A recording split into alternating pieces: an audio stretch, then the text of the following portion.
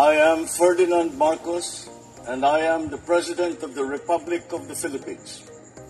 I stand today on behalf of 110 million Filipinos. Hi everyone, hello universe, it's me again. Shout out sa inyo mga best. So, meron tayong upload videos. Napaka super bait talaga ni Pangulong Marcos Jr. na, no? Grabe. Hi everyone, hello universe, it's me again. Shout out sa inyo mga kababayan. I-upload ko lang ito mga kababayan. Alam niyo bang napaka super bait talaga ng Pangulo ng Pilipinas? Ano? Very humble, down to earth. Bakit? Kasi 'di ba araw ng pagkamatay ni Ninoy Aquino ngayon. Alam niyo naman ang story niyan na pinagbintangan ng kanyang ama. Pero hindi naman po talaga ang dating Marcos Sr. ang may kagagawan, ano? Even si Attorney Pau Acosta, no, 'di ba? So nagsabi na walang kasalanan ng dating Pangulong Marcos Sr. Mali na po 'yan. So dahil dito mga bes, dahil araw ngayon ng pagkamatay ni Benigno na sinasabi nila hero, actually hindi po siya bayani. Ang talagang totoong bayani, ang dating Pangulong Marcos Sr. Bukod po sa presidente siya ng Pilipinas, siya po ay isa po siyang sundalo sa panahon ng Hapon at isang abogado, isa ding ama ng bayan ng panahon na yun, no?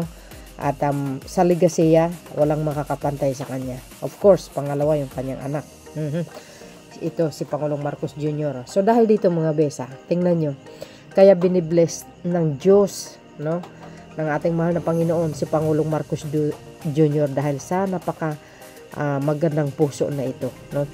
Ito, basahin ko sa inyo. Sabi dito mga kababayan, nagpahatid ng mensahe ang ating mahal na Pangulong Marcos Jr. sa araw na ito. Naglabas ng opisyal ng pahayag si Pangulong Ferdinand Marcos Jr. ditong Huwebes kaugnay ng paggunita sa Ninoy Aquino Day na isinagawa tuwing August 21 bilang pagkilala sa ika-42 anibersaryo ng pagkamatay ni dating Senador Benigno Aquino Jr. Sabi dito mga beso. So makikita nyo dito mga bes yung kababaan ng loob ng Pangulo. Napakabait, di ba? At hindi po siya nagtatanim ng sama ng loob kahit sino. Binabalahura, sinisiraan, inalipusta, binabastos, kung ano ang tawag sa kanya.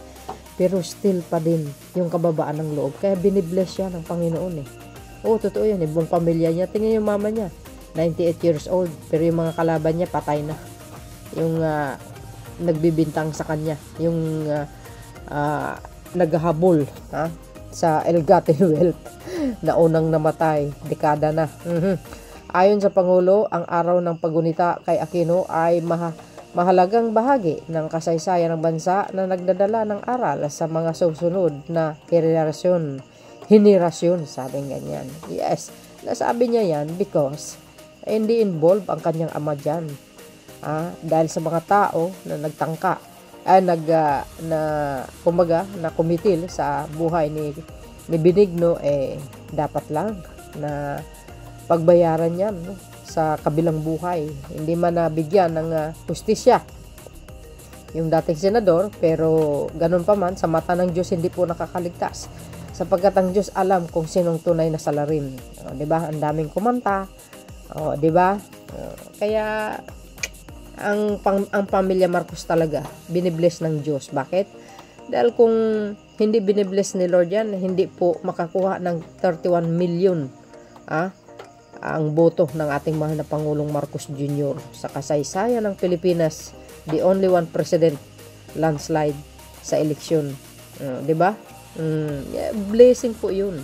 So ibig sabihin, that is God's will, na siya pong pinili ng Panginoon upang umupo sa Malacanang dahil wala kulilat ang bagsak ng ekonomiya. So sabi ko nga, to the rescue si Pangulong Marcos Jr. Kaya kung nakita nyo sa unang video natin mga bes, sa isang video natin, pumapangalawa sa pinaka fastest growth economy sa Southeast Asia ang Pilipinas. Nangunguna po ang Vietnam, di ba?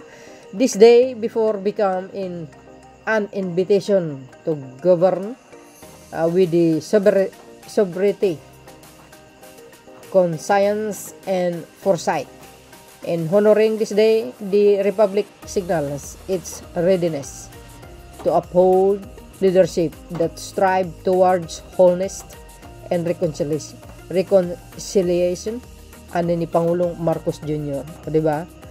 Through this observance, we advance the work of statecraft, discipline steady and shaped by the enduring imperative to choose peace above quarrel and dignity beyond differences. Dagdag pa niya. Ang ganda ng mensahe, no? Di ba mga bes?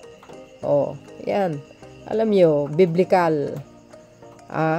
Sabi po ng Panginoon sa kanyang mga salita, mahalin mo ang kaaway mo nang higit sa sarili mo, sapagkat ikaw po ay pagpalain ng Panginoon.